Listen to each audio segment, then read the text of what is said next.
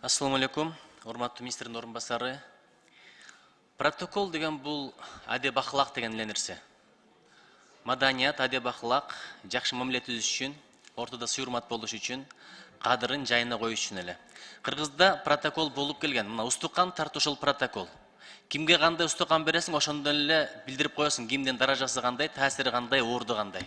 Уча бирөөгө тартылат, жотожилик ким алат, жамбаш ким алат. Ошол сыяктуу нерсе. Кийимде деле ошол. Калпактан жашын билип койсоң болот. Ким өспүрүм, ким жигит, ким мырза, ким аксакал. Элечек деле ошондой, ак кийди, көк кийди деген сыяктуу эле нерсе. Ошон үчүн протокол өтө маанилүү. Ана мына улуттук кийимдер боюнча бул рекомендация түрүндө болобу же сөзсүз милдеттүү аткарышка туура келеби? Эгерде ошол норма кабыл алынып калса. Рекомендация түрүндө. Рекомендация болсо кабыл алып кое бериңиздер. Азыр мен калпакчаны отурсам, акылдуулар аябай көп. В закрытом помещении головной уборду алып коюш керек деген. Ал каякта жазылган? Анда Индиянын премьер-министри келсе, эмне баш кийимди алып кой дейсиңерби? Же Аравиянын башчылары келсе. Арабтар жолуктарынан эле билинет экен кимдин даражасы кандай, ким королдун үй бүлөсүнөн экени. Махаткир деген белгилүү саясатчы ООНдун трибунасында баш кийимчен чыгып сүйлөгөн. Мен өткөндө Госдумага да кирдим, бул менен Совет Федерацияга кирдим. Матвиенко аябай ыраазы болду. Ушунчалык жашынакай калпаңар бар экен, ошону жарашат экен деп. Ушуну түшүндүрүп коюңуздарчы.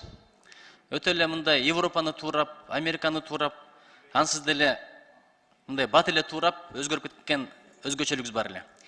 Айтып атасыз, первый вице-ден кийин депутаттар деп. Ушуну өкмөт мүчөлөрүнө бир үйрөтүп коюңуздарчы, сураныч. Өкмөттүн азыркы башка вицелерине.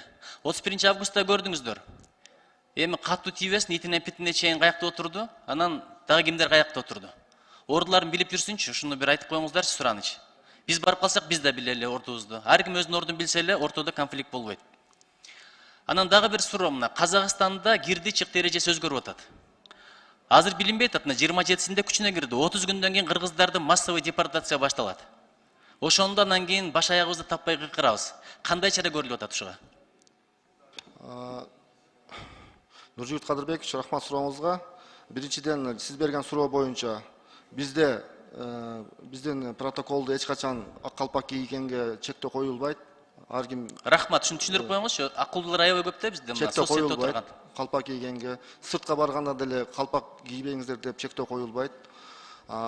Казакстандагы жанагы жаңы мыйзам боюнча азыр биздин элчилик жана тышкы иштер министрлиги иштеп жатабыз. Ал боюнча жакын арада сизге расмий түрдө жообун берели. Эмне иш чара болуп атат, кандай результаттар болот.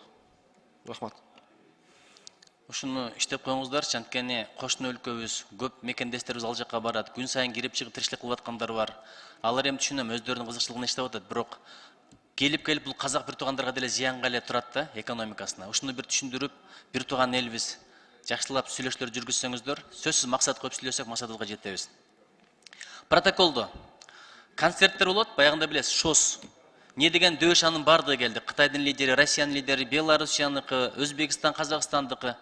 Эң аягында ушул концертти койгон режиссеру бул, сценаристи бул, чыгып ырдаган эл артисти бул деп тизмени окуган чакты бир 10 мүнөттөй өттү го. Ошол жерде турушту кол чап.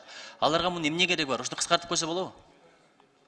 Болот, бул боюнча биз өзүбүздүн рекомендациялар беребиз Маданият министрлигине. Рахмат.